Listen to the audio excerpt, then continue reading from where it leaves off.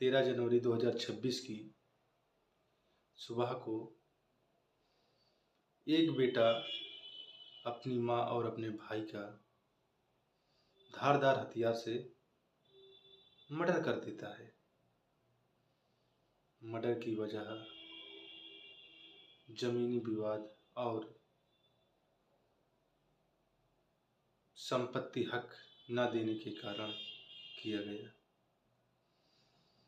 खबर कुछ ऐसी है कि घटना जब होती है मानव द्वारा, वह घटना एक दिन की नहीं होती, उसके पीछे लंबा समय होता है। वैसा ही कुछ इस घटना के पीछे है। राहुल गुप्ता, पिता स्वर्गीय प्रेमचंद गुप्ता, जो कि एक पीडब्ल्यूडी में ठेकेदार थे, ठेकेदारी पे काम कराते थे। पैसा था, जमीन थी, घर था। जमीन दो दो जगह थी, दो दो जिलों में थी, लेकिन सौतेली माँ तो सौतेली माँ ही निकलती है। उसने राहुल के साथ छल करने की कोशिश की। राहुल गुप्ता ने बताया कि मुझे 10 साल पहले मुझे जमीनी हक और संपत्ति अधिकार देने से मना कर दिया गया और मुझे घर से निकाल दिया गया। इस चीज का बदला लेने के लिए राहुल 13 जनवरी सुबह के घर आता है और धारदार हथियार से अपनी सौतेली माँ उषा गुप्ता और भाई आयुष गुप्ता को मौत के घाट उतार देता है। घटना को अंजाम देने के बाद राहुल गुप्ता अपनी माँ की लाश को ट्रॉली में लादता है और पास के नहर में फेंक देता है। यही क्रिया वह अपने छोटे भाई आयुष गुप्ता के साथ करता है।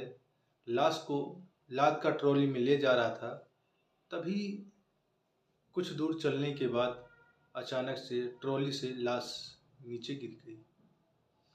लाश को आसपास के लोगों ने देख लिया तो डर के मारे राहुल गुप्ता वहां से फरार हो गया। लेकिन जब इसकी खबर पुलिस प्रशासन को दी गई तो पुलिस प्रशासन छानबीन कर राहुल गुप्ता को पकड़ लिया। जब उससे पूछताछ हुई तो उसने अपना गुनाह कबूल किया और बताया कि उसे जमीनी अधिकार और संपत्ति के अधिकार से वंचित किया गया।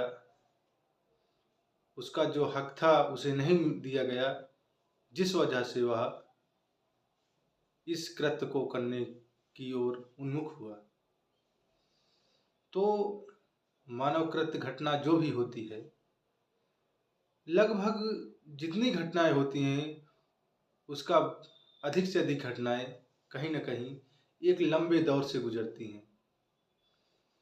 लंबे दौर से गुजरने के बाद जब उनमें समाधान नहीं होता तो वो छोटी छोटी ईर्ष्या द्वेष पनपते पनपते एक दिन मौत का कारण बन जाती हैं।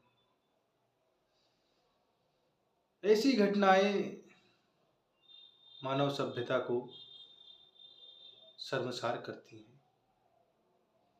मानव जीवन बहुत कष्टमय नहीं है, लेकिन जब मानव जीवन में लोभ, ईर्ष्या, द्वेष जैसी भावनाएं आ जाती हैं तो यह बहुत कष्टमय बन जाता है, जिसके आने के बाद मानव में प्रेम और सहानुभूति जैसा गुण ही समाप्त हो जाता है, जिसके चलते मानव सिर्फ अपने कष्टों को समझता है, दूसरे के कष्टों को कष्ट समझता ही नहीं।